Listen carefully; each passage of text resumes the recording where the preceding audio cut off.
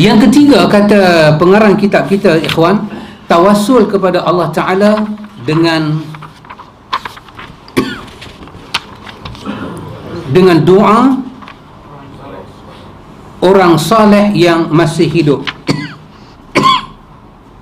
Jika seorang Muslim menghadapi kesulitan atau tertimpa musibah besar, namun dia menyedari kekurangan-kekurangan dirinya di hadapan Allah, sedang dia ingin mendapatkan sebab yang kuat kepada Allah, lalu dia pergi kepada orang yang diyakini kesalehan dan ketakwaannya, atau memiliki keutamaan dan pengetahuan tentang Al-Quran serta As-Sunnah, kemudian dia meminta kepada orang saleh itu agar berdoa kepada Allah untuk dirinya supaya dia dibebaskan dari kesedihan dan kesusahan, maka cara demikian ini termasuk tawassul yang dibolehkan. Ya, kita dalam kesusahan, ikhwan, kita dalam kesempitan, kita carilah, dia kata, orang-orang yang soleh.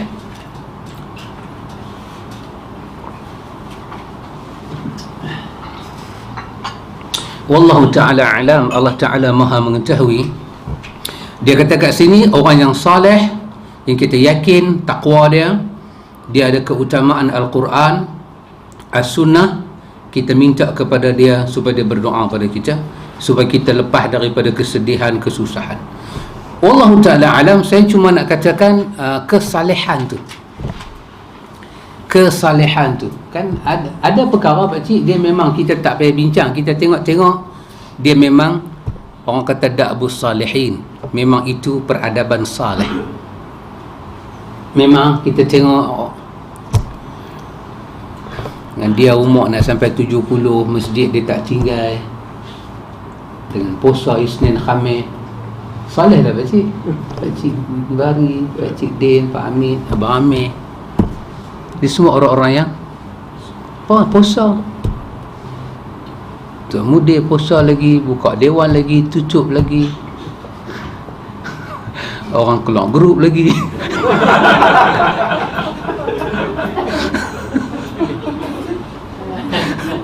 Tu sebab ramai lah keluar grup, bukan tukar agama.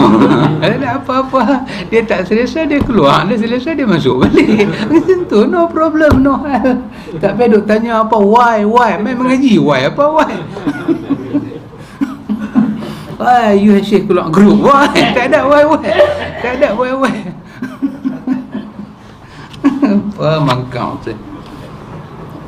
Tapi saya nak kata saleh dalam bahagian kedua.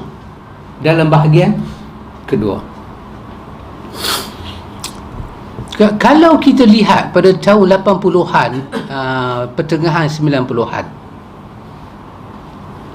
kita akan dapati di kampung-kampung anak-anak yang jaga mak bapak tua ni bukan sembahyang pun, kadang-kadang tak sembahyang pun, tapi dia boleh jaga mak ayah dia jaga. Kadang-kadang dia jaga mak ayah dia, ganja lagi dia isap. Best lagi, bukan kata isap ganja apa syarik, jual kat belakang, pusher. Dia sekitar 80-an, tengahan 90-an kan, sekitar area tu, hak saya kata ni wujud. Adapun zaman kita ni lain dah sikit, tak ada dah. Tu pun orang nak marah kan, kalau tak boleh isap rokok di kedai, rokok boleh jual, larangan merokok di kedai tak boleh isap, tapi rokok jual. Dia kata menyiksa batin orang, betul batin dia batin dia tersiksa. Abang Amir perasan beli kuih pau malam tu, duduk sebelah saya tu, duduk merongak, dia pegang rokok kan, kedai tu bubur tak boleh merokok, dia saya duduk pilih kuih pau, dia marah, tak usah jual lah, senang, menyiksa batin orang. Betul lah.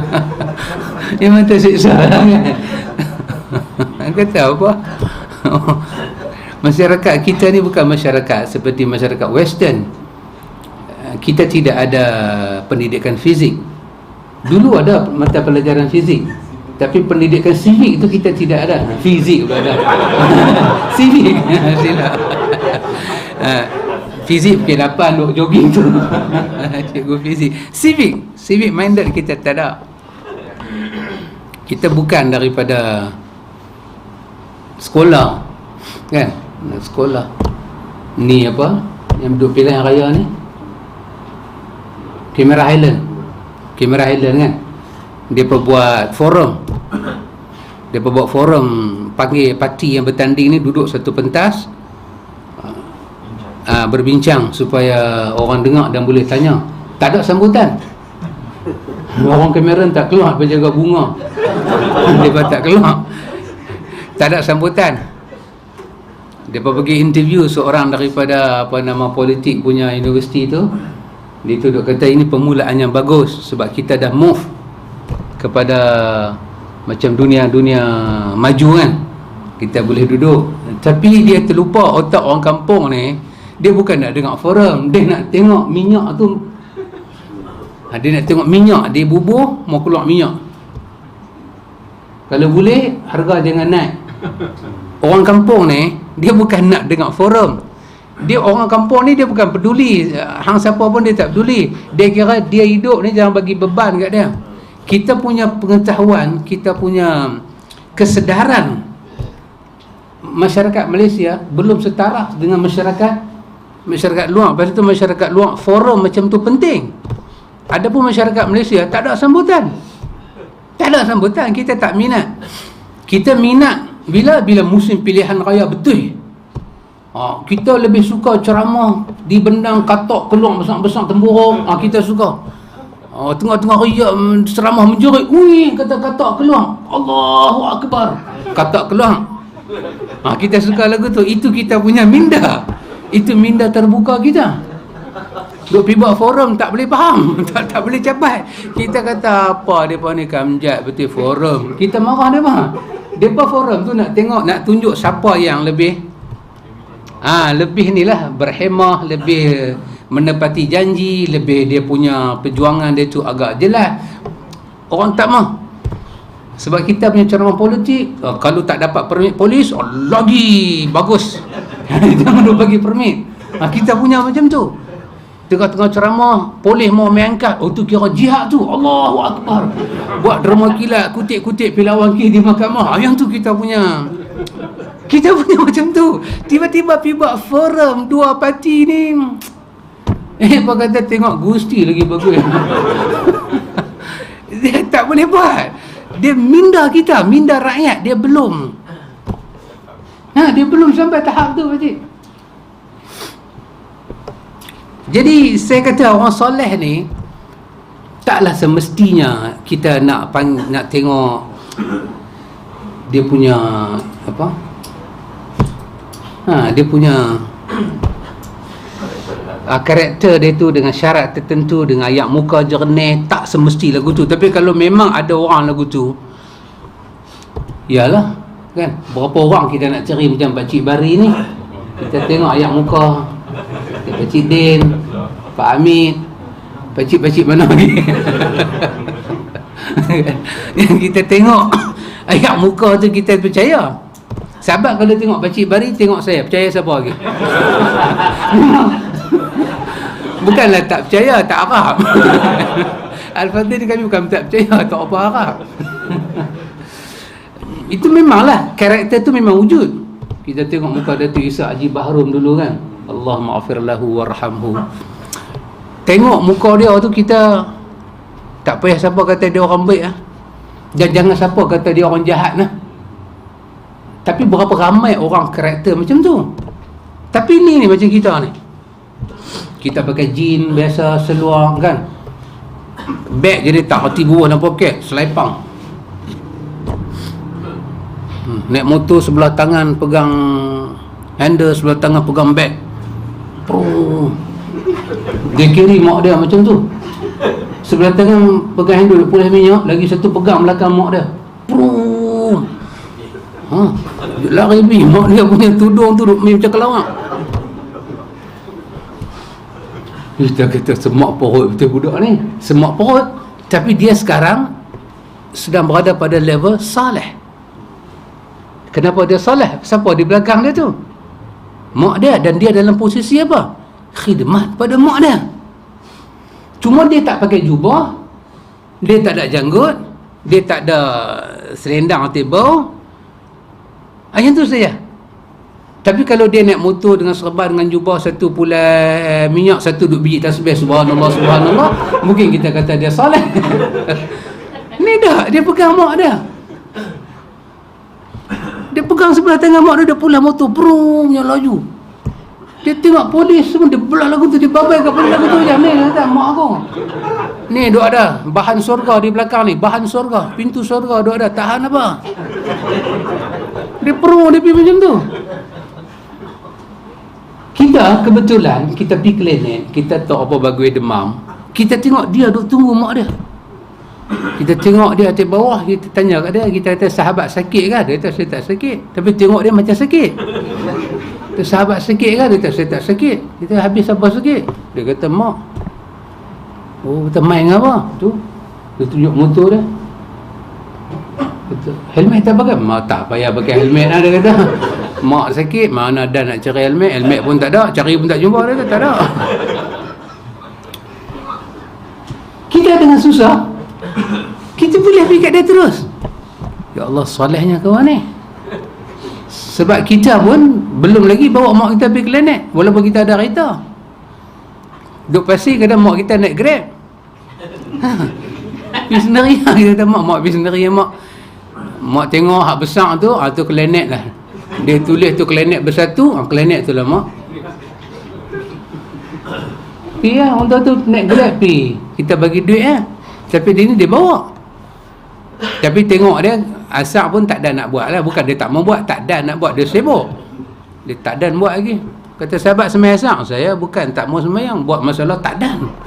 Dia beritahu tak dan. Saya bukan tak sembahyang, tak dan. Tapi dia tak solat. Dia soleh ke? Ya, dia boleh solat. Kerana apa yang dia buat tu kadang-kadang orang solat tak boleh buat. Kalau kita iktiraf solat itu kesalehan, maka berbakti pada mak bapak juga kesalehan. Cuma solat kita dengan Tuhan. Dengan mak bapak ni kita hubungan. Dengan orang yang pertama kita keluar ke muka bumi yang buat jasa pada kita, mak bapak kita. Dan kita boleh pandang, sahabat kata saya ni demam, doa sikit saya. Dia nanti heran. Dia kata, dia ni betul-betul sakit, suruh orang lagu aku baca doa ke dia. Tak kata sahabat, dalam riwayat Nabi sebut orang berbakti pada mak bapak ni ahli surga. Dan orang sahabat-sahabat nak pergi jihad pun Nabi tanya, mak bapak ada tak ada? Kalau ada, Nabi kita pergi duduk jaga mak bapak hang yang uzong tu. Redha Allah ada pada redha mak bapak. Agak-agak time dia bawa mak dia main klinik tu, mak dia redha tak dengan dia? Kan mak dia duk maki dia, haram jadah punya budak, bawa motor macam setan. Aku tadi duk sihat lah jadi sakit, hang punya pasal lah aku suruh pergi market dan bawa main klinik. Tak ada mak dia duduk belakang tu sengak, dak hik dak, nak sengak ya, dengan cuak, dengan takut, semua cukup. Dia soleh. Dia soleh, kita tak boleh menolak. Dia soleh. Bahkan dia lebih soleh daripada ustaz yang mengajak buat baik pada mak bapak. Ustaz pun tak buat baik pada mak bapak. Maka bolehlah Pak Cik Din, orang lagu tu kita nak apa?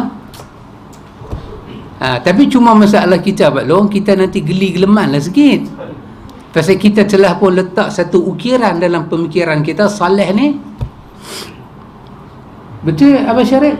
Kalau orang macam saya, dengan serban, dengan jubah ni, naik kereta, hujan lebat, perum, tiba-tiba dalam 50 meter ke 100 meter ke depan, saya nampak pelepah nyok jatuh. Hujan lebat. Ataupun saya nampak 100 meter ke depan ada satu motor tergolek. Agak-agak siapa nanti cepat pergi buang pelepah nyok tu dengan pergi tolong kawan tergolek tu. Dengan saya nak himpit kereta pergi tepi, nak tengok serban, nak botol mana basah ke tak basah, kepiah pula, nak tengok plastik pula tak ada. Nak keluar tu macam-macam korek. Kawan ni main dengan motor je. Kadang dengan selok pendek, relax je dia. Macam tak ada larangan apa-apa. Larangan merokok bukan pakai selok pendek. Dia biasa. Dia berhenti, dia tengok kawan tu tergolek, dia paling cepat. Dia paling cepat. Apa sahabat, apa encik-encik ni pasal apa ni? Itu kata pening awak, dia kata kena ketum lah. Dia kata kena ketum lah. Dia kata tak, lama dah tinggal. Oh, pernah kena lah, lama dah tinggal. Dia teka-teka tu melekat. Cara tergolek tu dia tahu. Nak ketuk. Dia kata dulu lah tak isap dah. Dia kata belan-belan lah ni. Kenapa? Dia orang mula tolong kat tepi, start motor balik, tolak pergi tepi. Bukan dia dapat sekupang pun. Biasa kita naik kereta ni, lambat lah, kereta besar kan. Belakang kita, kalau tak ada pun kita seriau nak pergi. Al-Fadhil jarang lah tolong orang. Jarang orang tolong kita, banyak lah. Kita tolong orang ni jarang. Masa tu, time tu, situasi tu, kita kah dengan uniform agama macam ni kah saleh? Kawan yang tolong orang tu kah saleh? Kawan tu saleh.